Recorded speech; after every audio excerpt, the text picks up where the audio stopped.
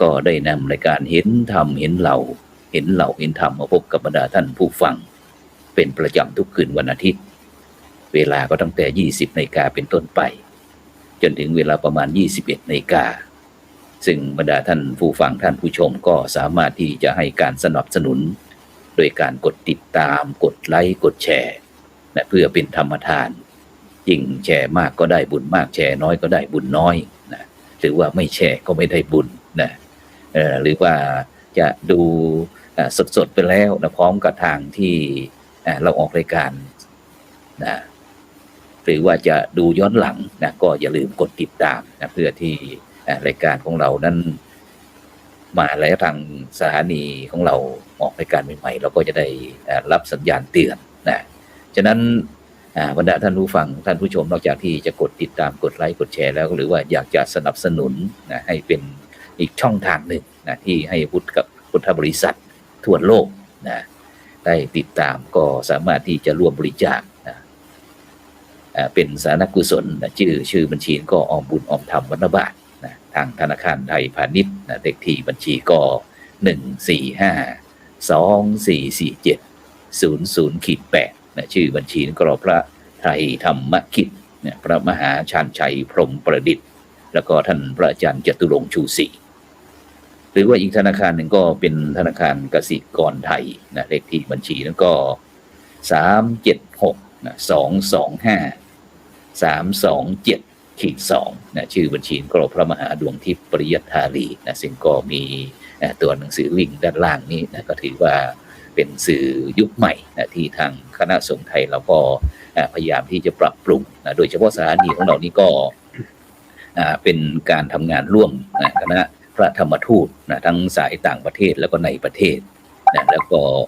คณะสงฆ์ทั้ง4หนก็คือหนเหนือหนใต้หนกลางหนตะวันออกนะมาร่วมกันนะซึ่งก็พยายามที่จะจัดรายการต่างๆนะโดยเฉพาะที่ก้าวกระผมอัตมาภาพนะรับผิดชอบก็จะเป็นรายการ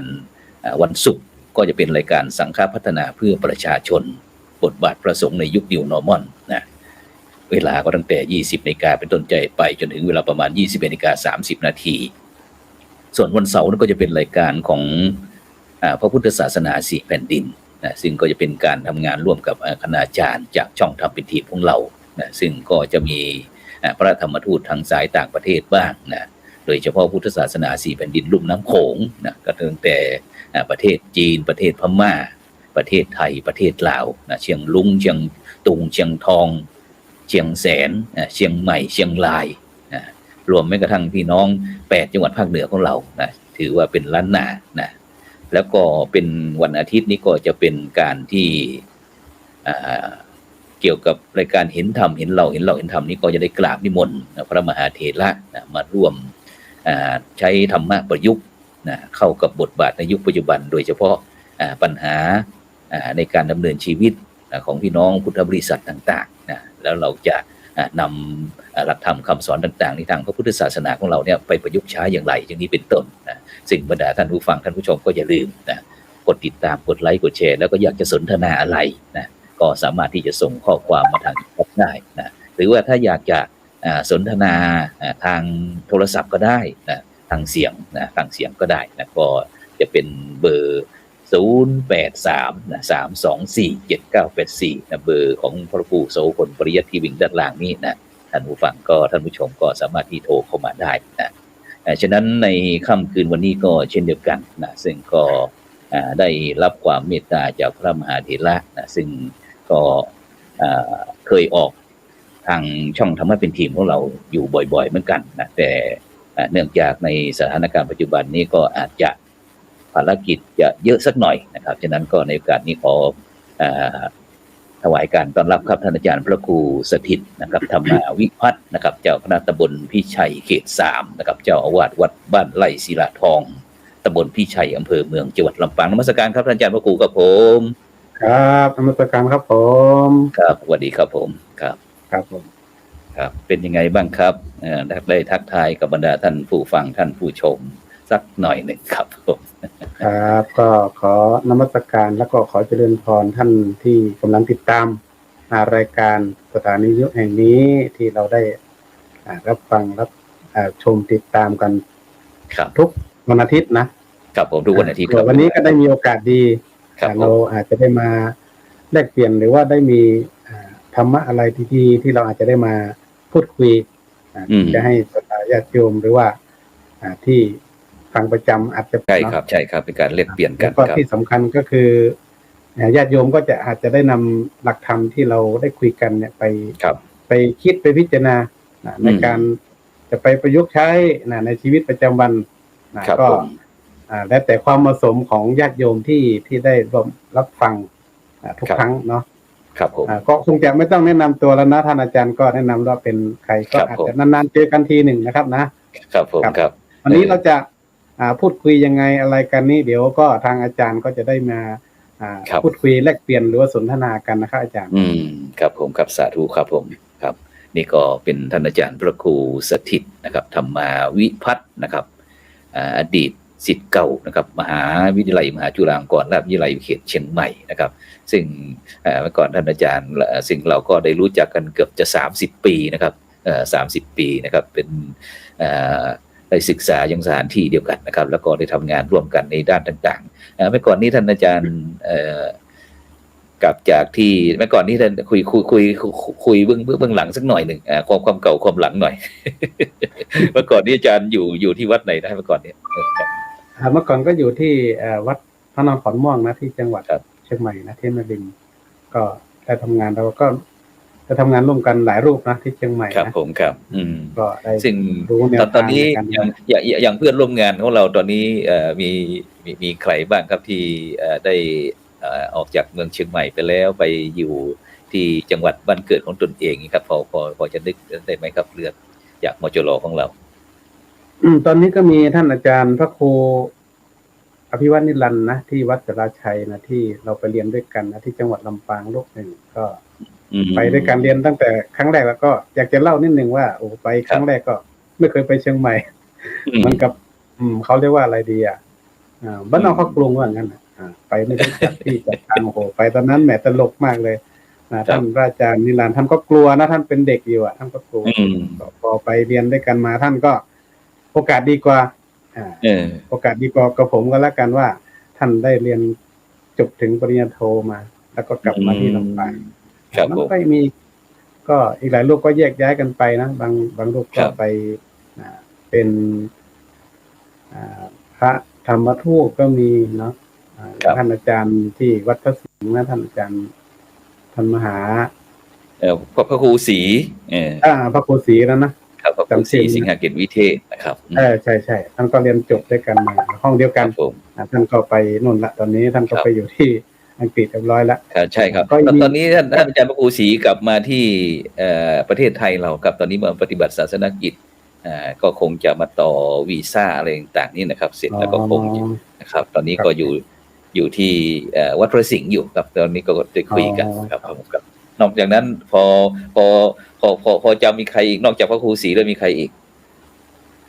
ก็มีท่านอาจารย์สมบัตินะสมบัติวัดป่าห้ามวัดป่าห้ามแล้วก็ท่านอาจารย์สมบัติตันไขนะอยู่ที่น่านตอนนี้ท่านก็เป็นยังเป็นธรรมจาริกอยู่นะพระธรรมจาริกหนึ่งท่านก็เป็นท่านพระมหาเมนทองไม่แน่ใจว่าท่านอยู่วัดพระแก้วที่เชียงรายนะตอนนี้ท่านได้พระครูหรือยังก็ไม่แน่ใจก็ถือว่าแยกย้ายกันไปรุ่นของผมเองเนี่ยก็ถือว่าพอสมควรนะอยู่คงอยู่เยอะนะคงอยู่เยอะอยู่คงอยู่เยอะอยู่ไปแยกย้ายกันไปครับผมช่วยกันไปเผยแผ่พระพุทธศาสนาแล้วแต่บทบาทหน้าที่นะบางท่านก็ไปสอนหนังสืออย่างผมเนี่ยมาอยู่ที่นี่ผมอยู่ที่เชียงใหม่ผมก็ทำงานช่วยงานคณะสงฆ์โดยเฉพาะของอำเภอแม่ริมอย่างเงี้ยแล้วก็ช่วยกันแล้วก็กลับมาก็มาทำงานอยู่ที่ลำปางอยู่ก็แล้วก็ตอนนี้กลับไปที่ลำปางนี่ไปทำการงานอะไรครับเป็นกิจการงานคณะสงฆ์ช่วยสนับสนุนงานคณะสงฆ์ยังไงบ้างครับตอนนี้ตอนนี้ผมก็หลายอย่างนะผมว่าหลายอย่างเหมือนกันนะเพราะว่ายังไม่มีก็เจ้าอาวาสวัดบ้านไร่ศิลาทองเจ้าคณะตำบลเจ้าคณะตำบลอีกประชาชนประจำตำบลพิชัยอีกแล้วก็เรื่องของงานพระสงฆ์นักพัฒนาร่วมงานกับงานสมัชชาสุขภาพงานโนสสเยอะแยะมากมายไม่รู้ มีอะไรเยอะแยะเลยเพราะว่าตอนนี้เราก็ทำงานด้านสุขภาพด้วยนะครับผมอ๋อก็สุถือว่าขภาพนี่ทำงานยังไงครับท่านอาจารย์ทำงานยังไงก็ด้านสุทำงานขภาพเกี่ยวกับเรื่องของอ่านสสสนะสอืสสเนี่ยมตครับอนนี้คือกำลังคิดอยู่ว่า ถ้าเรากำลังขมวดเข้าหากันว่า เราจะทำร่วมกันระหว่างครับพระกีฬานุปถากกับพระสงฆ์นักพัฒนา แล้วก็ทางรพสตก็ดีหรือว่าหน่วยงานตระกูลสทั้งหลายเนี่ย เรามาทำงานร่วมกัน ให้มันเป็นทีมเดียวกันอย่างเงี้ยผมคิดว่าที่ลำปางผมกำลังคิดไว้ว่าเราจะไปด้วยกันนะกำลังจะไปด้วยกันกำลังพยายามจะจับมือแล้วไปด้วยกันโดยเฉพาะเรื่องของสุขภาพเนี่ยไม่ใช่เฉพาะพระสงฆ์อย่างเดียวเราก็มองไปที่ชาวบ้านด้วยเนาะครับผมแล้วตอนนี้ผมก็ได้เชื่อมกับหน่วยงานต่างๆแล้วก็ทำเรื่องของเศรษฐกิจพอเพียงด้วยเรื่องของงานเผยแพร่ด้วยหลายงานนะผมก็ทำหลายงานเกือบทุกงานเหมือนกันครับผมเดี๋ยววันที่5นี้ก็จะทำเรื่องของ5 ธันวาคมวันพ่อแห่งชาติเนี่ยก็จะทำเรื่องครับผมครับมอบถุงยังชีพให้กับกลุ่มเปราะบางครับร่กวมลุ่มกับเปราะบางนี่หมายถึงอย่างไรอย่างเช่นว่าผู้ด้อยโอกาสผู้สูงอายุผู้ป่วยติดเตียงผู้ยากไร้ผู้ไม่มีที่พักอาศัยหรือว่าผู้ที่ขาดโอกาสหลายๆด้านอย่างเงี้ยนะเขาเรียกกลุ่มเปราะบางก็ทำร่วมกันแล้วก็จะปลูกผักสวนครัวด้วยเพื่อว่าจะได้ถวายสมเด็จพ่อของแผ่นดินหรือว่าสมเด็จพ่อในหลวงรัชกาลที่9ด้วยนะวันที่5เนี่ยก็จะจัดที่วัดบ้านผมนะวัดพระไร่นะก็นึกอยู่ครับนึกถึงว่าไอ้เรื่องแปลงผักเศรษฐกิจพอเพียงเพราะว่าบ้านไร่ศิลาทองของเราก็ถือว่าวันนี้เช็คไอ้โครงการหมู่บ้านรักษาศีล5สักหน่อยเป็นยังไงบ้างสวนผักตอนนี้หน้าหนาวแล้วอากาศหนาวนึกถึงสวนผักที่บ้านไร่ศิลาทองมันเป็นยังไงความจริงผมว่าจุดเริ่มต้นเนี่ยมาจากหมู่บ้านรักษาศีล5นะที่บ้านไร่เริ่มจากตรงนั้นมาก่อนพอเริ่มมาแล้วก็ขยับมาเรื่อยๆจนถึงปัจจุบันนี้งานเยอะแยะหน่วยงานหลายหน่วยงานที่เข้ามาโดยเฉพาะของวัฒนธรรมจังหวัดเนี่ยก็เขาเข้ามาที่นี่นะครับเขาก็เลยมาต่องานเขาเรียกมาต่องานครับผมนะแล้วก็จากนั้นนอกจากที่หมู่บ้านศีล5แล้วก็เห็นว่าเราจะมีการศึกษาสงเคราะห์เกี่ยวกับเรื่องศูนย์ศึกษาพระพุทธศาสนาวันอาทิตย์ด้วยที่วัดไร่ศิลาทองเรายังไงครับตอนนี้ของวัดบ้านไร่เราเนี่ยเรื่องของศูนย์วันอาทิตย์เนี่ยเราก็ยังแบบดั้งเดิมนะอาจารย์ผมทำแบบโบราณหมายถึงว่าให้มาเรียนที่วัดนะไม่ได้ไปเปิดที่ในโรงเรียนเด็กตอนนี้ถึงแม้ว่าเด็กเราจะเหลือน้อยแต่ว่าผมพยายามจะเอาผู้ใหญ่นะผู้สูงอายุเนี่ยผมกำลังคิดไปถึงไกลว่าเราจะเอาไปเปิดโรงเรียนผู้สูงอายุด้วยไหมอย่างเงี้ยให้มันแบบให้มันเป็นคล้ายๆกับเราเปิดทุกวัยทุกวัยประมาณนั้นนะทุกวัยแต่ว่าเราเชื่อมาเป็นโรงเรียนผู้สูงอายุอย่างเงี้ยแล้วจะเอาเป็นแนวเดียวกันเลยอย่างเงี้ยนะที่คิดไว้เดี๋ยวปีหน้านี้ก็ไม่แน่นะอาจจะดำเนินการแล้วปีหน้าเนี่ยครับเพราะว่าที่ภาคเหนือของเรานี่ผมเห็นเรื่องโรงเรียนผู้สูงอายุนี้ท่านอาจารย์พระครูปิยวรรณพิพัฒน์ที่จังหวัดเชียงรายนั่นนะแกจะเป็นวัดหอฝ่ายเพราะว่าเมื่อก่อนท่านก็เคยอยู่ที่วัดบ้านไร่ขั้นเคยอยู่ที่นี่ครับผมตอนนั้นคงจะตอนเป็นตอนอายุท่านเป็นวัยรุ่นแล้วมั้งยังหนุ่มยังน้อยใช่ไหมไม่นานครับผมก็รู้จักกันอยู่ว่าผมเองก็พยายามจะเชื่อมกับท่านอยู่นะครับดีครับดีครับคือผมว่าการทำงานเนี่ยอาจารย์มันต้องมีเครือข่ายมันต้องมีเพื่อนร่วมงานมันก็ถ้าอาจารย์หาแนวร่วมที่มาพูดคุยนี่แหละเราก็ต้องหาคนมันต้องมีทีมงานมันต้องมีเครือข่ายมันต้องทำร่วมกันผมว่าทำคนเดียวมันไม่สำเร็จนะผมว่านะการบางอย่างผมก็พยายามเชื่อมกับเครือข่ายในลำปางนี่ก็เกือบทุกเครือข่ายเขาก็มานะงานแต่ละครั้งผมจัดนี่ไม่ต่ำ100 คน200นั่นนะครับมาวันที่5นี่ผมก็ประมาณไว้200 คนนะครับที่จะมาร่วมงานเจ้าวาดทุกวัดนะครับในตำบลผมจะทำในงามของหน่วยอบรมประชาชนประจำตำบลด้วยครับผมครับพยายามคืออย่างที่ผมว่าอาจารย์เราจะเชื่อมงานให้กับทุกหน่วยงานให้มีส่วนร่วมกันเราไม่อยากทำคนเดียวถ้าเราพระทำคนเดียวเราก็ว้าเหวนะมันก็ไม่ใช่ครับใช่ไหมใช่ครับแต่ของพระแต่ว่าแล้วทีนี้อาจารย์พระครูเรามานึกถึงก่อนที่เราจะได้คุยอะไรกันต่อไปเรามานึกถึงตอนนี้เรา ถือว่าประชาสัมพันธ์บ้านไร่ศิลาทองด้วยนะศิลาทองบ้านไร่ศิลาทองมีอะไรดีที่เป็นสินค้าโอท็อปของเราเพื่อที่บรรดาท่านผู้ฟังท่านผู้ชมอยากจะไปบ้านไร่ศิลาทองจะซื้ออะไรดีนะที่จะช่วยพัฒนาชุมชนอาจารย์พระครูอย่างเงี้ยครับผมครับตอนนี้เนี่ยมีเรื่องของหินนะครับผลิตภัณฑ์หินนะผมจะใช้คำว่าผลิตภัณฑ์หินเนี่ยมันมีทั้งลูกนิมิตมีทั้งครกนี่ครกตำน้ำพริกนี่เป็นหลักเลยครกตำน้ำพริกครับผมเพราะว่าเมื่อก่อนคนไม่รู้จักนะว่าจริงๆแล้วครกหินเนี่ยมันก็มาจากที่นี่เยอะเหมือนกันนะครับเยอะเหมือนกันแล้วก็เดี๋ยวนี้ผมกำลังสนับสนุนส่งเสริมให้โยมเขาไปทำเป็นเรื่องของผลิตภัณฑ์โอท็อปอาจารย์เขาไปจดทะเบียนเรียบร้อยแล้วเขาใช้แบบเอาหินกับไม้เนี่ยมาประยุกต์ครับทำเป็นโคมไฟบ้างทำอะไรเป็นผลิตภัณฑ์ใหม่ๆเป็นนวัตกรรมใหม่ออกมานะครับแต่ที่หลักๆก็คือเรื่องของพวกหินเมื่อก่อนมันชื่อว่าวัดบ้านไร่ห้วยโจ้นะครับครั้งแรกช่วงหลังๆมาเขามีคนที่คิดค้นเรื่องของการทำครกหินขึ้นมาเขาก็เลยเปลี่ยนชื่อจากบ้านไร่ห้วยโจ้เป็นบ้านไร่ศิลาทองไหนก็ศิลาก็คือหินนั่นแหละหินเป็นเงินเป็นทองว่างั้นน่ะความหมายนะหินเป็นเงินเป็นทองครับวันนี้ก็ถือว่าคนก็รู้จักเยอะตอนนี้ก็ถือว่าจำหน่ายพอสมควรอยู่และที่สำคัญก็มีลูกนิมิตอาจารย์ลูกนิมิตดีที่นี่เขาทำเองในบ้านถ้าสมมุติว่าถ้าวัดต่างๆหรือว่าคณะศรัทธาญาติโยมบรรดาท่านผู้ฟังว่าว่าจะรับเป็นเจ้าภาพลูกนิมิตเนี่ยจะใช้เครดิตอาจารย์พระครูได้ไหมเนี่ยได้เลยครับได้ราคากันเองครับใช่ได้ราคาพิเศษหน่อยฉะนั้นก็ครับเพราะฉะนั้นก็บรรดาท่านผู้ฟังท่านผู้ชมนะอย่างที่ผู้ดำเนินรายการได้ชวนท่านอาจารย์พระครูสถิตธรรมาวิพัฒน์ท่านคุยก็เกี่ยวกับเรื่องเพราะเรานานๆจะได้เจอกันทีนะครับฉะนั้นก็อย่าลืมนะเครดิตท่านก็0843782993นี่เบอร์ท่านอาจารย์พระครูนะซึ่งก็สามารถที่จะโทรไปปรึกษาเพราะถือว่าเป็นผู้ที่กว้างขวางที่จังหวัดลำปางนะซึ่งเมื่อวานนี้ผมก็มีโอกาสเดินทางไปที่สถาบันธรรมาภิวัตน์นะครับเมื่อวานนี้นะได้ไปประชุมเกี่ยวกับเรื่องอนุกรรมการสิทธิมนุษยชนนะครับที่ของมูลนิธิโพธิยาลัยของเรานะครับซึ่งเราก็ได้คุยกันนะครับคุยกันว่าตั้งแต่3 ปีแล้วที่เราทำงานมาเนี่ยที่พระสงฆ์ของเราที่เข้าไปช่วยด้านผลกระทบอย่างสิ่งแวดล้อมบ้างอะไรต่างๆเหล่านี้นะครับที่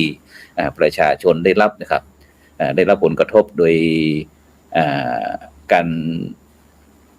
ได้รับผลกระทบจากการโครงการอะไรต่างๆนี้ครับบางครั้งก็อาจจะไม่เป็นที่ยอมรับหรือว่าไม่ได้รับความยินยอมจากชาวบ้านอะไรต่างๆนี่ครับเราก็ไปประชุมกันนะครับแล้วทีนี้ก็ปีนี้มีโจทย์ใหม่อีกแล้วท่านอาจารย์นอกจากที่พระสงฆ์จะไปช่วยชาวบ้านแล้วต่อไปเนี่ย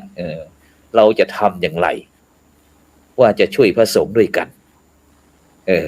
โดยเฉพาะอย่างกรณีอย่างพระสงฆ์อาจจะอย่างในปัจจุบันนะท่านอาจารย์สังเกตเห็นข่าวอะไรบ้างไหมบางครั้งก็พระที่อาจจะอย่างกรณีวันนั้นมีพระคุณเจ้าอาวาสรูปหนึ่งได้ไปตัดต้นโพต้นไทรในวัดนั่นนะเพราะว่ามองเห็นว่ามีผู้ที่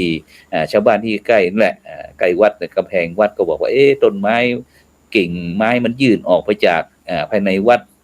ออกไปในเขตพื้นที่ชาวบ้านแล้วทีเนี้ยยิ่งหน้าฝนมันไม่ตอนนี้เนาะเดี๋ยวก็อยากจะตกก็ตกอยากจะหยุดก็หยุดมันไม่เป็นตามฤดูกาลก็เลยให้เจ้าหน้าที่อะไรเนี่ยไปตัดทอนต้นโพอะไรเงี้ยคณะศรัทธาญาติโยมก็บอกว่าตรงนี้มันเป็นประวัติศาสตร์ตั้งแต่ฉันเกิดขึ้นมาเนี่ยฉันก็เห็นอยู่เนี่ยนี่อยู่ๆคุณจะมาตัดทำลายได้ไงโดยไม่คุยไม่พูดไม่จากันเลยมีจะไล่ออกจากวัดเงี้ยครับแต่ทีนี้เราก็โดยเฉพาะต่อไปนี้ก็พระสงฆ์ของเราเมื่อก่อนนี่ก็จะใช้เมตตาธรรมแต่ในปัจจุบันนี้เขาก็จะพูดเรื่องกฎหมายนะครับมีกฎหมายฉะนั้นก็ต่อไปเนี้ยอย่างเช่นอาจจะไล่พระสงฆ์ออกจากวัด อะไรต่างๆนี่นะครับต่อไปเราก็จะต้องมีพระสงฆ์ด้วยกันนะครับไปจะปล่อยให้ท่านโดดเดี่ยวดายก็ไม่ได้นะครับฉะนั้นต่อไปนี้เราก็จะต้องดูแลให้ความเป็นธรรมยุติธรรมอะไรต่างๆนะครับท่าน กับท่านอาจารย์พระครูครับฉะนั้นอีกหน่อยเราก็คงจะได้ทำงานร่วมกันอย่างท่านอาจารย์ได้พูดว่าคลายขี้เคียข่าย ครับ ทำงานมาเยอะป่านนี้ท่านอาจารย์พระครู ครับ เบื่อหน่ายอิ่มตัวทุกข์บ้างไหมทำงาน ผมคิดว่างานเนี่ยมันไม่ได้ฆ่าคนนะไม่ว่าจะเป็นพระหรือฆราวาสงานไม่ได้ฆ่าคนคือผมว่าถามว่าเบื่อไหมบางทีมันก็มีบ้างแต่ว่าเราเองเนี่ยผมคิดอย่างนี้อาจารย์ว่าเราเป็นพระสงฆ์เนี่ยผมว่าเราอยู่ที่ไหนก็ได้ เรานึกถึงพระสัมมาสัมพุทธเจ้าเนี่ยพ่อของเราเนี่ยพ่อใหญ่ของเราเนี่ยนะว่าพระองค์ก็จาริกไปเรื่อยนะท่านก็ไม่ได้ไปจาริกไปทั่วไปแสวงบุญไปเผยแผ่พุทธศาสนาไปทั่วเราก็เหมือนกันนะผมว่านะถ้าเราเป็นพระแล้วถ้าเราเป็นผู้นำทางจิตวิญญาณนะถ้าเราเบื่อหน่ายแล้วเราจะไปสอนโยมได้ไงโยมก็จะไปยังไงนะมันไม่มีคนนำนะผมว่านะเราเป็นผู้นำทางจิตวิญญาณเนี่ยผมว่ามันเป็นความหมายที่ลึกนะที่อาจารย์พูดเมื่อกี้นะครับผมก็ขอย้อนไปหน่อยที่ว่าอาจารย์ว่ามีพระกรณีที่วัดตัดต้นโพเนี่ยในกรณีเขตปกครองของผมเองเนี่ยในฐานะที่เจ้าคณะตำบลด้วยเนี่ยผมจะคุยกับพระเจ้าวัดตลอดเลยว่าเวลาเราจะทำอะไรเนี่ยให้เราคุยกันก่อนกับโยมด้วยเราจะไปทำโดยว่ามันอยู่ในเขตในวัดนะในเขตในวัดฉันมีสิทธิ์ฉันมีอำนาจฉันเป็นเจ้าอาวาสอย่างนี้ฉันเป็นเจ้าหน้าที่ทางราชการฉันมีอำนาจทุกสิ่งทุกอย่างผมไม่ต้องอยู่ที่เจ้าอาวาสนี่แหละอย่างนี้ใช่ไหมอ๋อครับผมคือบางครั้งนะอาจารย์เราเองนะบางทีเราอาจจะเป็นพระมาจากที่อื่นมาอยู่กับเขาเราก็ดูวิถีหรือว่าดูที่เขาปฏิบัติมาเป็นธรรมเนียมปฏิบัติของเขาก็ได้อะไรที่มันเป็นที่ของเขาแบบว่าห่วงไว้เป็น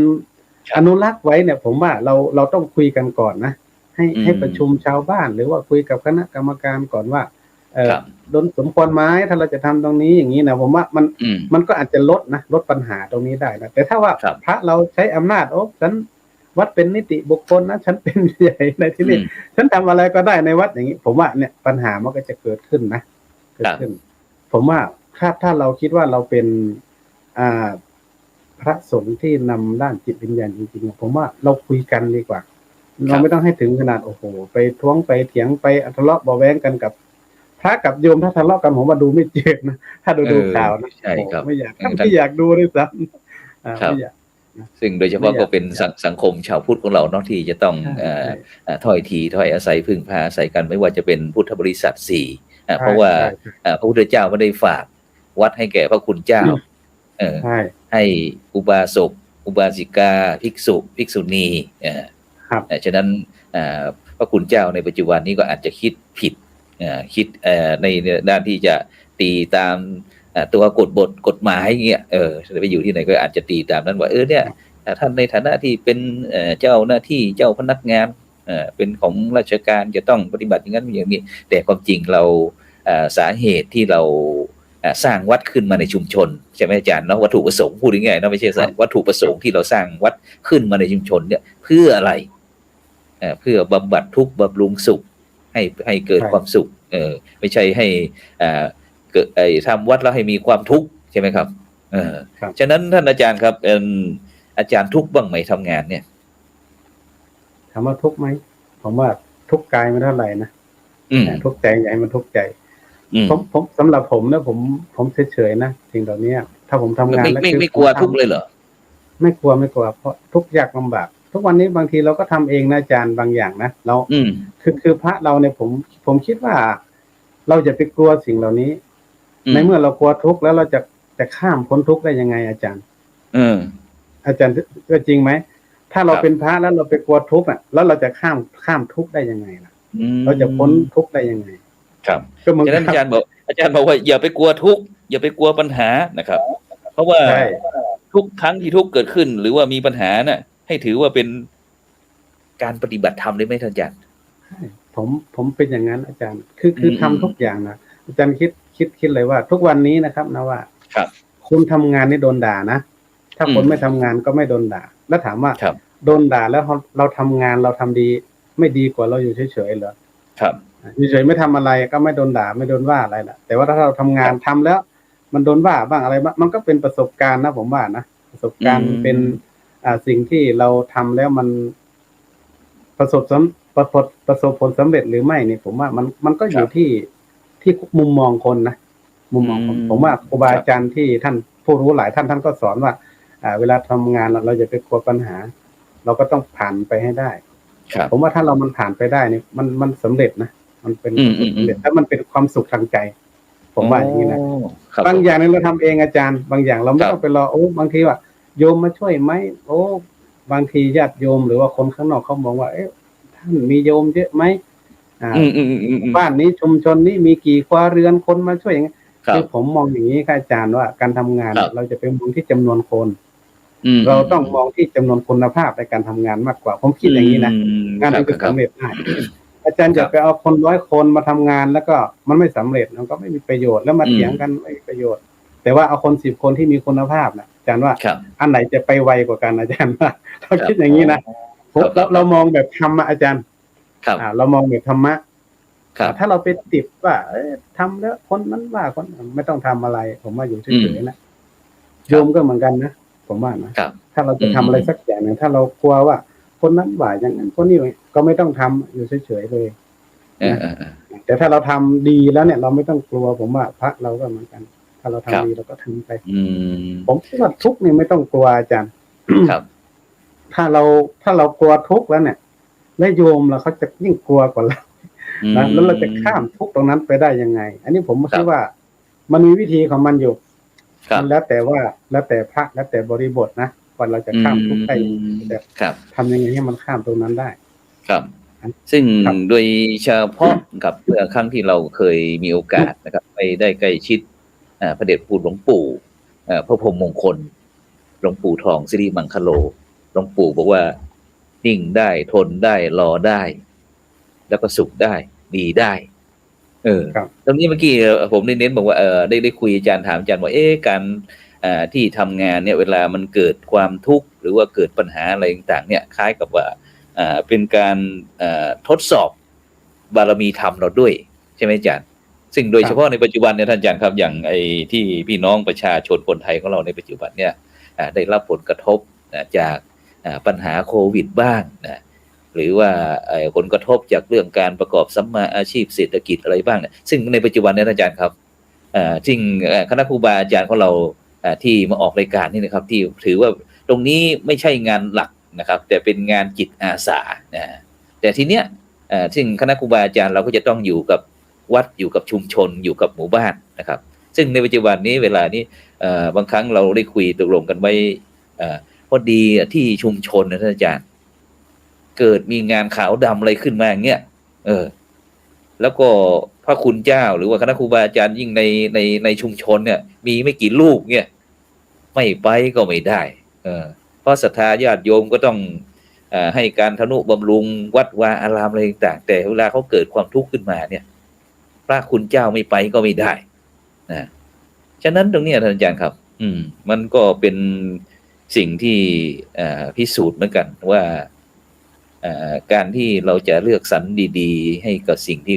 เรารักนี่นะอาจารย์เนาะโดยเฉพาะประชาชนพี่น้องประชาชนเนี่ยที่จะต้องผมคิดอย่างนี้อาจารย์ถ้าพูดถึงชุมชนนะผมอยู่กับชุมชนนะว่าพระเราเนี่ยเราต้องเหลียวมองดูชุมชนบ้างอย่างน้อยก็ถ้าภาษาแบบเป็นตักหน่อยก็คือเราพยายามปีนกำแพงออกไปบ้างนะนี่คือภาษาตักนะไม่ใช่ปีนไปเที่ยวนะหมายถึงว่าปีนออกไปไม่ใช่นะไม่ใช่ทำอย่างอื่นนะหมายความว่าเราปีนออกไปนะหมายถึงไปดูชาวบ้านบ้างผมเขายังไงเขาลำบากยังไงเราจะช่วยเขาได้ไหมทุกวันนี้ที่ผมทำเนี่ยที่ดึงเด็กเข้ามาที่วัดเนี่ยเราก็นึกอย่างนี้แหละครับว่าเราจะช่วยเขาได้ยังไงคือเด็กบางคนนี่ผมต้องยอมรับนะว่ามันลำบากจริงๆอาจารย์บ้าน3 หลังที่เขาหาที่พึ่งเนี่ยผมคิดว่าบ้าน3 หลังนะหลังที่1คือครอบครัวหลังที่2เนี่ยก็คือโรงเรียนหลังที่3คือวัดหลังที่1เนี่ยหมายถึงครอบครัวถ้ามันเป็นทุกข์มันไม่มีความสุขเขาจะต้องไปพึ่งที่โรงเรียนพึ่งเพื่อนพึ่งครูถ้าที่โรงเรียนที่ครูยังพึ่งไม่ได้ผมว่าจะมีโอกาสมาวัดเพราะงั้นเราอยู่ในวัดเราต้องมองออกไปเราต้องมองออกไปข้างนอกนะครับว่า เราจะช่วยเขาได้ยังไง ครั ชา บ วบ้านนะมันเราทุกวัยนะครับนะเนี่ยที่ผมทำโครงการมอบถุงยังชีพหรือว่าไปเยี่ยมผู้ป่วยอะไรเยอะแยะมากมายในหมู่บ้านก็เราก็มองอย่างนี้แหละ เราอย่าไปทิ้งนะครับ ผมว่าเราจะไปทิ้งโยม อาจารย์แล้วก็นึกถึงเรื่องของหลักบวรนะอาจารย์เนาะ ครับ บ ผม วรเราต้องอยู่ด้วยกันครับ อยู่ด้วยกัน ถ้าเราไม่อยู่ด้วยกัน ผมว่า ถ้าเราทิ้งโยมนะผมว่าเราก็อยู่ยากนะถ้าพูดถึงสมัยนี้นะอาจารย์ ถ้าเราไม่เกื้อกูลไม่ช่วยเหลือไม่ดูแลญาติโยมด้วยเนี่ย เราก็อยู่ลำบากนะเราก็อยู่ลำบากผมคิดว่าต่อไปเนี่ยถ้าการแนวทางของพระเราสมัยใหม่เนี่ยมันต้องแลดูเขาบ้างไม่ใช่ว่า ก็ไม่ต้องถึงขนาดหมดแหละ แต่ว่าเราก็ดูเขาบ้างลองข้ามกำแพงไปดูซิว่าเขาเป็นอะไรทำอะไรบ้างในหมู่บ้านไม่ใช่เอาอย่างเดียวก็ไม่ไหวนะครับนะงานเขาดำก็เหมือนกันไม่ไหวฉะนั้นอย่างที่พระพุทธเจ้าได้บัญญัติไว้ในกิจของสงฆ์มีข้อหนึ่งให้เที่ยวบิณฑบาตเนี่ยอาจารย์ผมว่าพุทธองค์นี่ก็ถ้าพูดสมัยใหม่นี่ก็ถือว่าเป็นผู้ที่วิสัยทัศน์เนาะเขาพูดแล้วเนาะเป็นวิสัยทัศน์ที่ว่าได้มองถึงว่าถ้ามีพุทธบริษัทแล้วต่างๆนี่ก็จะต้องถ้อยทีถ้อยอาศัยพึ่งพาอาศัยกันไม่ว่าจะเป็นเรื่องปัจจัย4ที่อยู่อาศัยอาหารการฉันเสื้อผ้าอาภรณ์แล้วก็ยารักษาโรคเนี่ยอย่างที่เราออกบิณฑบาตอาจารย์นอกจากที่จะได้ไปตรวจเยี่ยมดูแลเรื่องความทุกข์สุขถามสาระทุกข์สุขใช่ไหมอาจารย์เวลาเราคุยบิณฑบาตเวลาอาจารย์บิณฑบาตอย่างไรความจริงเนี่ยการบิณฑบาตนะอาจารย์ผมว่ามันเป็นแนวคิดหรือว่าเป็นปัญญาที่ล้ำเลิศของพระพุทธเจ้านะผมว่านะที่พระองค์มีสุดยอดมากก็คือถ้าเราไปบิณฑบาตเนี่ยถ้าในชุมชนคือเราก็จะรู้อย่างผมไปเนี่ยผมก็ถามด้วยอาจารย์โยมเป็นไงบ้างวันนี้ไม่ใช่ไปบิณฑบาตแต่แล้วกลับไม่ใช่มันไม่ใช่เหมือนที่อื่นนะมันอาจจะไม่เหมือนกรุงเทพหรือไม่เหมือนที่อื่นถ้าเป็นชุมชนเนี่ยเราก็ต้องถามเขาด้วยอย่างโยมที่ใส่บาตรเราเป็นไงถ้าเขาเป็นไม่สบายเจ็บป่วยอะไรเราก็ไปเยี่ยมเขาได้อย่างเงี้ยครับคือเราจะสังเกตเห็นอาจารย์ว่าพระสงฆ์ว่าบางรูปเนี่ยบิณฑบาตมาปั๊บเนี่ยเราเห็นว่าถ้าเห็นคนทุกข์ลำบากเขาก็จะเอาเข้าบิณฑบาตให้เลยก็มีนะที่เราเห็นคลิปครับอันนี้ก็เหมือนกันอาจารย์คือเราไม่ได้ให้อย่างนั้นแหละแต่ว่าเราเอามาวัดแล้วก็เราเอาให้อย่างอื่นให้แทนโยมที่เราไปบิณฑบาตสมมติเป็นเจ็บไข้ได้ป่วยคนนั้นเป็นอย่างนี้ผมทำมาอยู่ที่ชุมชนผมประชุมหมดนะอาจารย์อสม.ผมก็ประชุมด้วยคือเราจะมีข้อมูลทั้งหมดผมรู้จักหมดแหละในหมู่บ้านอย่างกรณีผู้ป่วยติดเตียงหรือผู้สูงอายุโดยเฉพาะในสังคมไทยเราปัจจุบันนี้อาจารย์เนาะจะมีผู้สูงอายุเยอะใช่ตอนนี้ลำปาง 29% นะครับอาจารย์ครับ 29% อาจจะเยอะที่สุดในภาคเหนือก็ได้ตอนนี้หมายความมีผู้สูงอายุเยอะของประเทศครับก็นี่แหละผมก็ถึงว่าเราประชุมกับอสม.ผมจะมีข้อมูลหมดแล้วมีผู้สูงอายุเท่าไหร่ติดเตียงเท่าไหร่แล้วผมก็มีข้อมูลอยู่เนี่ยคือเราไปเราก็รู้ใครเป็นไข้ไม่สบายอย่างเงี้ยเราก็ถามไปด้วยแล้วข้อมูลจากอสม.มาด้วยอย่างเงี้ยครับอาจารย์มันเหมือนกับเราใกล้ชิดเขาเราใกล้ชิดเขาก็มีกำลังใจดีคือเขาก็ไม่ได้ไปหวังอะไรให้เราไปตอบแทนหรอกเขาเจ็บไข้ได้ป่วยเขาก็ไปแค่ผูกข้อไม้ข้อมือเขาก็ดีใจแล้วอาจารย์ผมเคยไปนะในหมู่บ้านเนี่ยผมเคยไปมีโยมคนหนึ่งนะเขาก็ปกติเขาก็ไม่ค่อยมาวัดแหละผมก็รู้ว่าไม่สบายผมไปเขาร้องไห้เลยอาจารย์ผมตกใจครับผมร้องไห้เลยนะลูกเขาร้องทำไมเขาร้องทำไมถามเขาหรือเปล่าผมคิดว่าเขาอาจจะเห็นภาพไปปลื้มใจแล้วก็ไปผูกข้อไม้เขามาตื้นตันใจอาจารย์ผมยังตกใจเลยนะไม่ตกใจร้องไห้เลยเหรอน้ำตาไหลเลยนะกำลังใจหรืออาจารย์นะอาจจะได้ยาวิเศษคือกำลังใจเนาะนี่ไงผมว่ามันเป็นยิ่งกว่ายาที่เราฉันเราที่โยมเขาทานยาใจยาวิเศษแหละยาวิเศษผมก็ทำอย่างนี้แหละช่วงหลังๆเนี่ยปกติผมก็จะเอาไปเยี่ยมโยมทุกวันที่3ของเดือนนะทุกเดือนผมจะเอาไปกับอสม.แต่ว่าช่วงโควิดมันผมก็เลยไม่ค่อยได้ไปนะใครเรามีข้อมูลอาจารย์อย่างเงี้ยการบิณฑบาตมันได้หลายอย่างที่เนี่ยที่พระพุทธเจ้าพระองค์ท่านนั่นแหละนะเรื่องของ ปัจจัยสี่อะไรเนี่ยนะผมว่ามันได้อะไรเยอะกว่านั้นมันไม่ใช่แค่ไปบิณฑบาตแล้วก็ได้ของโยมมาฉันไม่ใช่พระบางรูปมาแหมไม่เอาข้าวก็มีเอาแต่ปัจจัยก็มีอย่างเงี้ยมันไม่ใช่อย่างนั้นนะผมว่าครับผมอาจารย์เคยจะพบเหตุการณ์พิเศษบ้างไหมระหว่างที่เมื่อก่อนนี้เขาก็จะบอกว่าระหว่างคนใกล้วัดกับวัดเนี่ยส่วนมากจะไม่ค่อยถูกกันบางครั้งก็เกี่ยวกับเรื่องสถานที่บ้างบางครั้งก็อาจจะด้วยลูกพระลูกเนนอาจจะเสียงนั้นเสียงนี้บางครั้งไก่ทางบ้านมาขี้ในวัด ยกกรณีนะไก่บางทีวัดว่างนะหรือว่าอะไรต่างๆเนี่ยมักจะไม่ค่อยถูกกันถ้าใครจะสอบถามอะไรต่างๆเนี่ยก็มักจะไปถามชาวบ้านที่ข้างๆวัดว่าวัดนี้เป็นอย่างไรอย่างนั้นอย่างเงี้ยเขาจะมีปัญหาแต่นี่คือทางลบแต่ทางบวกท่านอาจารย์เคยบ้างไหมอย่างที่อาจารย์ไปบิณฑบาตเนี่ยวันนี้อาตมาไม่อยู่นะช่วยไปดูวัดด้วยช่วยเป็นรปภหรือว่าเป็นยามเงี้ยหรือว่าโยมวันนี้โยมไม่ว่างพระอาจารย์ท่านนี้ถ้ามีใครมีไปรษณีย์หรือว่ารัศดาอะไรอย่างเงี้ยมาส่งช่วยเก็บไว้ให้ด้วยอย่างงี้จะเคยเจอไหมอาจารย์ของผมอาจารย์ของผมโชคดีนะผมมาอยู่ที่นี่ผมว่าผมโชคดีผมอาจจะด้วยบุญบารมีแล้วสร้างไว้นะผมมาอยู่ที่นี่โชคดีไม่มีครับของผมไม่มีว่าโยมที่อยู่ใกล้วัดจะมารังเกียจเดียดฉันวัดไม่มีครับทุกวันนี้ผมก็คนส่งเข้าวัดก็คนหน้าวัดนี่แหละครับส่งทุกวันนี้ส่งมานานแล้วไม่มีครับไม่มีเรื่องนี้ของผมไม่เคยเจอแต่ว่าเรื่องของผมมาอยู่ที่ตัวพระเราด้วยนะอาจารย์ของตรงนี้นะผมมาอยู่ที่นี่ผมก็ทำงานอย่างที่อาจารย์รู้นั่นแหละผมก็ทำงานเขาเห็นไงไม่มีที่ว่าวัดบางทีคนใกล้วัดไม่เข้าวัดอย่างนี้นะไม่มีที่นี่นะผมว่าไม่มีใช้ได้บอกได้ครับผมก็บอกว่าบางทีผมบอกวันนี้วันอาทิตย์พระอาจารย์ไม่อยู่นะโยมไปดูเด็กให้หน่อยถือโอกาสให้โยมมาสอนภูมิปัญญาให้เลยภูมิปัญญาสอนให้เด็กเลยโยมหน้าวัดได้แหละโยมหน้าวัดได้เลยมาสอนภูมิปัญญาทำสวยกราบบ้างทำเป็นของโบราณน่ะของเป็นขนมบ้างกับข้าวบ้างใช่ไหมครับบางทีเราติดงานเนี่ยอาจารย์ไม่มีใครอยู่นะอย่างที่ผ่านมาผมไม่อยู่ก็ให้พระก็ติดงานหมดผมก็เลยให้โยมมาดูเด็กด้วยนะไม่ใช่มาเฝ้าวัดเฉยๆนะมาเฝ้าเด็กมาสอนเด็กทำกระทงมาสอนทำโน่นทำนี่อย่างเงี้ยผมว่ามันอยู่ที่พระเราด้วยอาจารย์ผมว่านะเรื่องคนใกล้วัดคนห่างวัดผมว่า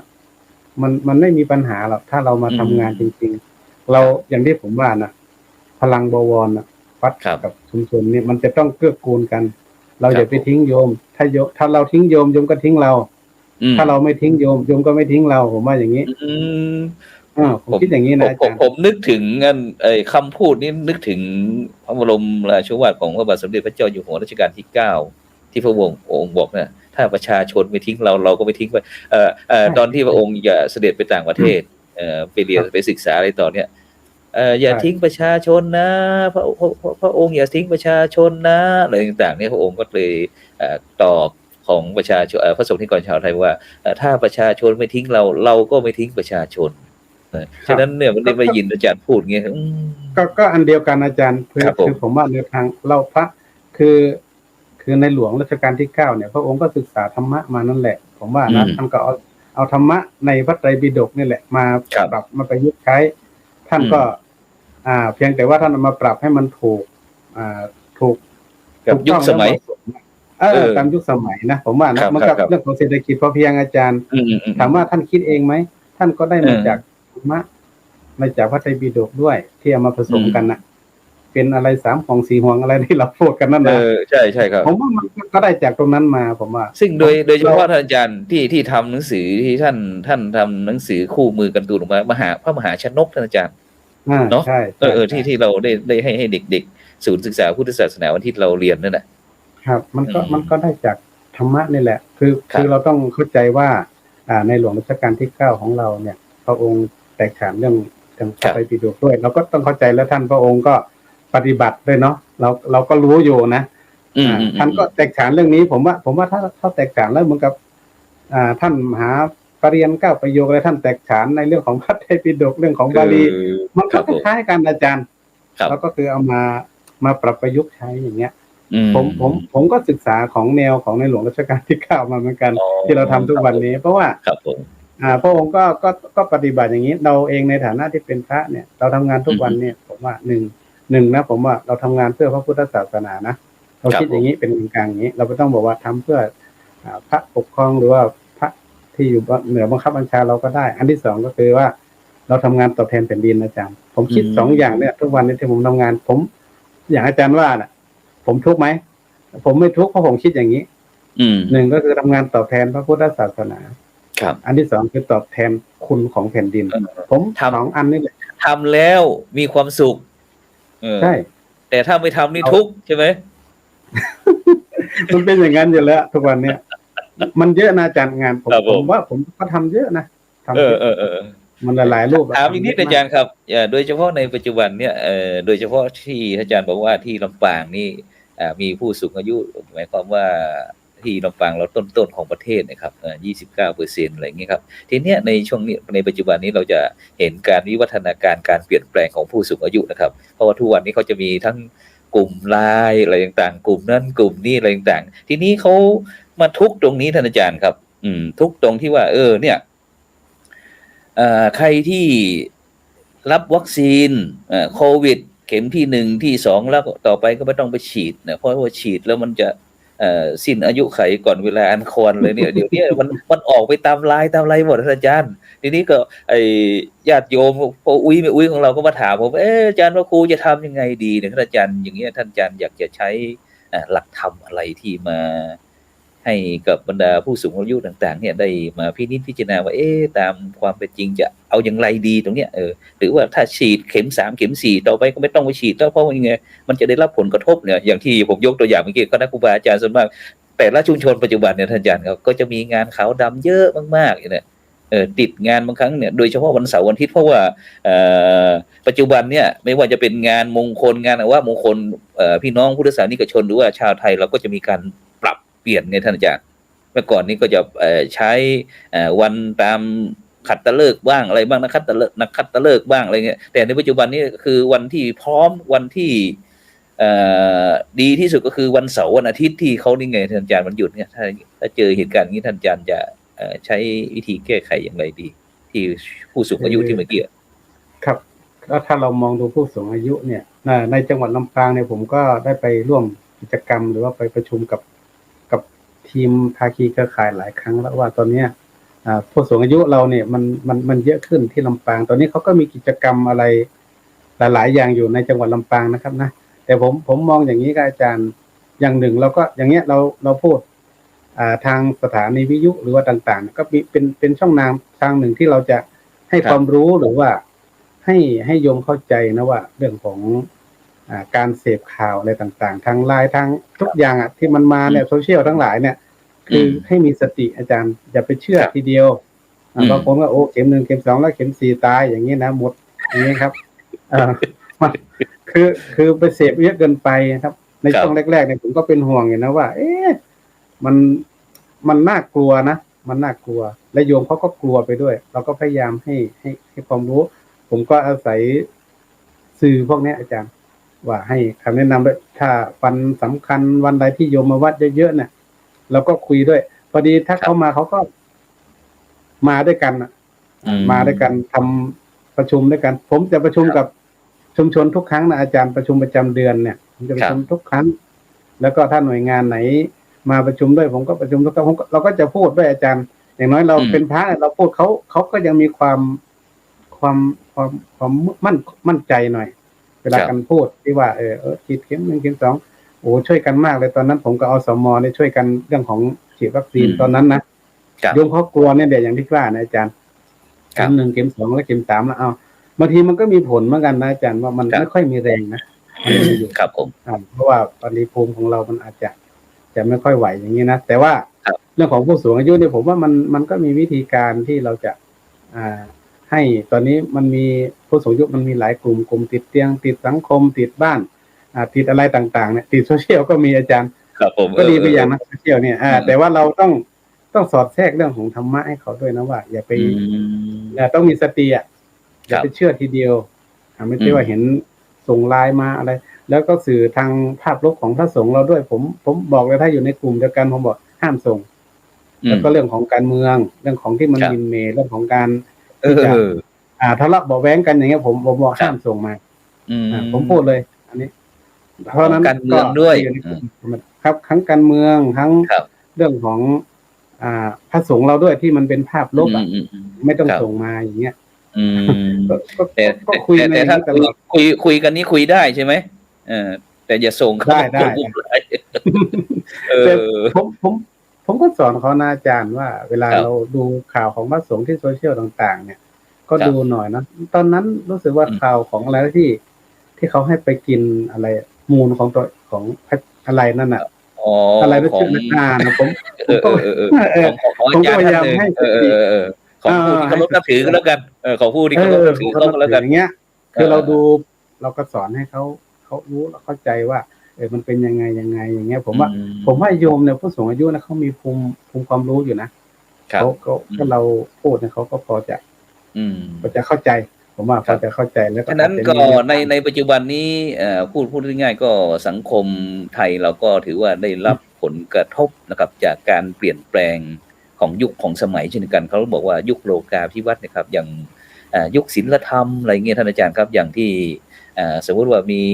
ผู้นำหน่วยงานหนึ่งบอกว่าถ้าผมตั้งแต่ผมเข้ามาเป็นเนี่ยรับประกันไม่เคยมีอบายมุขเนี่ยครับประเทศไทยมันเป็นไปได้บ้างไหมท่านอาจารย์ ผมว่ายากยาก อาจารย์แต่ว่าเราเป็นได้ไหมหรืออาจารย์เชื่อไหมถ้าเขาพูดอย่างเงี้ยสมมติว่าผมว่าถ้าผมขึ้นมาเป็นเนี่ยอบายมุขประเทศไทยจะต้องหมดไป ไม่มีเราจะแก้ยังไงผมว่ามันยากคือเราพูดเสือไม่ได้หรอกเราต้องพูดหลังไมค์แต่ว่าผมว่าถามว่าให้น้อยลงนี่ได้อาจารย์ให้น้อยลงนี่ได้นะแต่ว่าซึ่งอยากจะว่าเราจะเอาเรื่องศีลธรรมเข้าไปช่วยอะไรอย่างเงี้ยครับเพราะว่ามันจะเป็นยาสมานสังคมเลยครับผมครับถ้าอาจารย์นี้ถ้าอาจารย์จะแนะนำศรัทธาญาติโยมบรรดาท่านผู้ฟังท่านผู้ชมอย่างไรดีโดยการที่จะเอาศีลเอาธรรมเข้าไปใช้ประยุกต์ใช้ในการดำเนินชีวิตในยุคปัจจุบันเนี่ยคือตอนนี้เนี่ยเราก็คุยกันตลอดนะผมเอาสถานีวิทยุก็คุยกันทุกครั้งว่าตอนนี้เราต้องเข้าใจว่าสังคมมันเปลี่ยนไปมันเปลี่ยนไปหมดเลยมันเปลี่ยนแปลงเปลี่ยนไปทั้งยุคทั้งสมัยอะไรก็เปลี่ยนไปหมดผมพูดถึงบอกว่าคนที่เป็นตาเป็นยายเป็นปู่เป็นย่าที่ดูแลลูกหลานตอนนี้ยังไม่เข้าใจเด็กก็มีนะครับนะอย่างผมพูดแยกบ้าน3 หลังเนี่ยนะถ้าครอบครัวไม่อบอุ่นแล้วเด็กเขาจะอยู่ยังไง2ไปโรงเรียนก็พึ่งไม่ได้แล้วถามมาวัดจะพึ่งได้ไหมถ้าเราสามารถเอาวัดเนี่ยเป็นยานะเป็นยาไปอย่างน้อยก็ไปทาให้ก็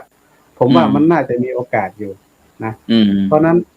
บ้าน3 หลังเนี่ยผมว่าวัดนี่จะเป็นหลังสุดท้ายที่เขาจะมาพึ่งครับอาจารย์แล้วถ้าพูดถึงเรื่องของช่วยกันเรื่องของอบายมุขเนี่ยมันจะให้หมดมันไม่หมดแต่ว่าเราช่วยได้คือแต่ละวัดเราช่วยกันรณรงค์อาจารย์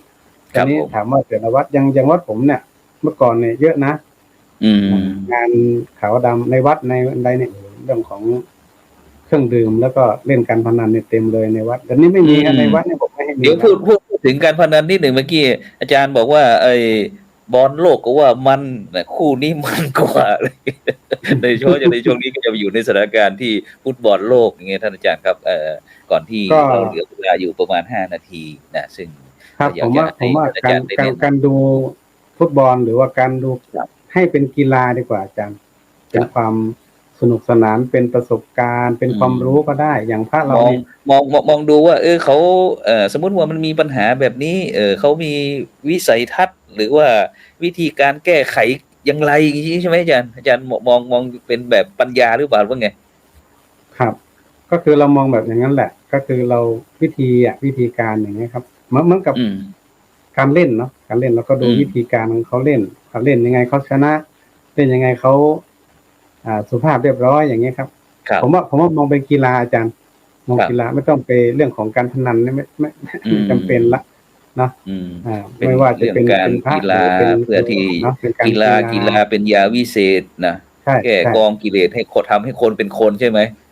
ครับ ถ้าเราไปมองอย่างนั้นหมดก็เดี๋ยวก็มีปัญหาอาชญากรรมเกิดขึ้นอีกแล้ว แน่นอนผมว่านะครับ ผม เพราะนั้นเนี่ย ฉะนั้น ถ้า ก็ ทุกคน ครับ นิดหนึ่ง ครับ ใกล้จะสิ้นเดือนพฤศจิกายนแล้วเมื่อกี้ได้ยินท่านอาจารย์ได้พูดถึงว่า5ธันวานะครับ ซึ่งโดยเฉพาะเดือนเหลือไม่แค่เดือนกว่าๆนะครับ เดือนหนึ่งก็แล้วกันครับก็ปี2565ก็จะผ่านไป ปี2566ก็จะเข้ามากิจกรรมเดือนธันวาคมท่านเมื่อกี้ท่านอาจารย์ถือว่าให้ช่วยอาจารย์ได้ประชาสัมพันธ์เชิญชวนกันอาจารย์จะมีกิจกรรมอะไรบ้างครับช่วงเดือนธันวาคมเนี่ยธันวานี่ก็คือเรื่องของ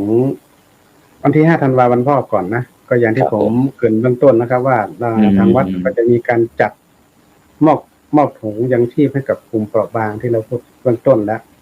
ทั้งตำบลนะครับไม่ใช่วัดเดียวไม่ใช่ที่เดียวทั้งตำบลพิชัย17หมู่บ้านนะครับแล้วก็จะปลูกผักเพื่อที่จะได้สืบสารปณิธานเรื่องของศาสตร์พระราชาและของเศรษฐกิจพอเพียงของในหลวงรัชกาลที่9ด้วยสมเด็จพ่อของเราด้วยนะขยับไปก็เป็นช่วงของปลายปีก็จะมีการสวดมนต์ข้ามปีด้วยที่วัดจะจัดตามปกติเนาะแล้วก็ช่วงนี้ก็เป็นช่วงฤดูเก็บเกี่ยวอาจารย์นี่ก็เบาๆกิจกรรมช่วงนี้นะคิดว่าน่าจะธันวาคงจะเริ่มได้แล้วตอนนี้ก็เก็บเกี่ยวแล้วก็ฝนก็ตกอะไรหลายๆอย่างก็ทำให้เขาต้องรีบทำครับแล้วก็ที่ประชาสัมพันธ์อีกอันหนึ่งอาจารย์ก่อนจะหมดเวลาเนี่ยคือช่วงนี้เป็นงานของจังหวัดลำปางคือตามรอยศรัทธาไหว้สาอริยสงฆ์เจ้าหลวงพ่อเกษมเขมโกวันนี้เป็นวันแรกครับวันนี้ขบวนแห่ตรงนี้เป็นงานที่เกิดสุสานไตรลักษณ์ใช่ไหมครับอาจารย์ครับสุสานไตรลักษณ์ครับใครที่มีความเคารพมีศรัทธามีความเลื่อมใสต่อหลวงพ่อเกษมก็มาร่วมงานได้วันพรุ่งนี้28เป็นวันเกิดนะครับเป็นวันเกิดครับผมครับเนาะก็มาร่วมได้ครับส่วนงานอื่นๆก็ในวัดก็มีประมาณนี้ครับอาจารย์ก็ครับผมต้องดูจังหวะด้วยเนาะเวลาทำงานก็ดูจังหวะด้วยอาจารย์ครับนะครับครับฉะนั้นก็ต้องกราบขอบพระคุณนะครับท่านอาจารย์พระครูสถิตธรรมาวิพัฒน์นะครับเจ้าคณะตำบลพิชัยเขต3นะครับเจ้าอาวาสวัดบ้านไร่ศิลาทองตำบลพิชัยนะครับอำเภอเมืองลำปางจังหวัดลำปางนะครับที่ได้เมตตาได้มาสนทนาถ่ายทอดเล่าประสบการณ์นะครับซึ่งก็ได้คุยกับอาจารย์บอกว่าก็พยายามเดือนหนึ่งละจะให้อาจารย์มาพบกับบรรดาท่านผู้ฟังท่านผู้ชมสักครั้งหนึ่งนะครับเพื่อหมุนเวียนเปลี่ยนกันนะครับเพราะว่าเมื่อมีบรรดาท่านผู้ฟังท่านผู้ชมหลายท่านนะครับบอกว่าก็ติดตามตลอดนะครับอย่างที่คุณโยมแม่อนงนะครับจารุพัฒน์นะครับบอกว่าฟังรายการพระอาจารย์ย้อนหลังเกือบทุกวันนะที่มีรายการท่านบอกว่าเมื่อไหร่นะจะได้มีโอกาสไปกราบท่านนะฟังไปก็ยกมือไหว้ผ่านทีวีไปอย่างเงี้ยอาจารย์นะซึ่งเราก็ฉะนั้นก็บรรดาท่านผู้ฟังท่านผู้ชมก็อย่างที่บอกในต้นบอกว่าถ้าให้การสนับสนุนนะด้วยการกดติดตามกดไลค์กดแชร์นะแล้วก็ถ้าเราติดตามทาง YouTube เราก็กดติดตามไว้นะเพราะว่ามีคลิปใหม่ๆหรือว่ารายการใหม่ๆก็จะไม่ได้ไปเตือนแล้วก็อย่าลืมกดกระดิ่งถ้ากดกระดิ่งนี่ก็กริ๊งกริ๊งลิงเนี่ยติ๊งติ๊งก็จะรู้ว่ามีรายการของช่องทำเป็นทีมของเรานะฉะนั้นก็วันนี้ก็เวลาหมดเวลาแล้วครับอาจารย์ครับจำเป็นที่จะต้องนำรายการจากบรรดาท่านผู้ฟังไปก่อนเนาะหลับฝันดีนะครับมีเงินใช้นะครับไร้โลคาพยาธินะครับไม่เจ็บไม่จนทุกผู้ทุกคนนะครับสำหรับในค่ำคืนนี้